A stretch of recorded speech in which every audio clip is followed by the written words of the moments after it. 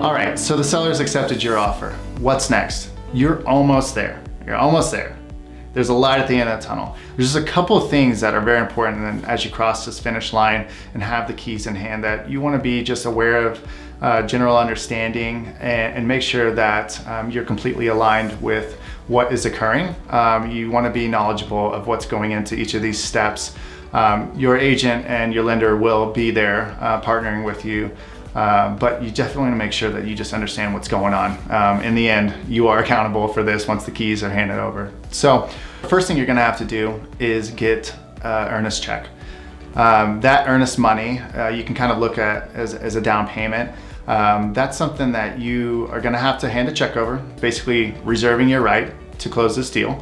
That can be returned at any point in the process where you're not getting what the contract had agreed upon. So let's say that somebody misses a deadline, or let's say an inspection pulls something up that you're not comfortable buying now. You can get that money back.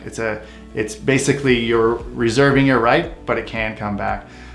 One important thing there is that when you go to the bank and you get that cashier's check, make sure that you have documentation of this transaction taking place.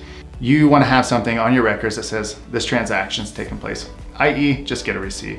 So next thing you'll do is you'll order an appraisal. Why you do this right now is because it can take a good amount of time to have an appraisal done. Why would you do an appraisal? Well, you want to make sure that the value of your home is matching up to what you're paying for it. In some situations, your appraisal might be shorter than what the value of your home is. You have a couple options at that point. You can either agree to pay the difference, or you can walk away from it. You can say, that is not the number I was comfortable with. This is $30,000 less than I thought. I don't really want this. Give me my earnest check back. That's an opportunity where you get that earnest money back. An important thing here is that when you have an appraisal in a situation like an FHA, you absolutely have to have an appraisal, and it has to match what the lending side of things is coming out to, because through an FHA, you guys have learned from Isaac, it's much more critical. And the numbers from an FHA standpoint have to make sense, even in a VA as well. So that appraisal needs to be very close, if not exactly the amount that you're buying it for.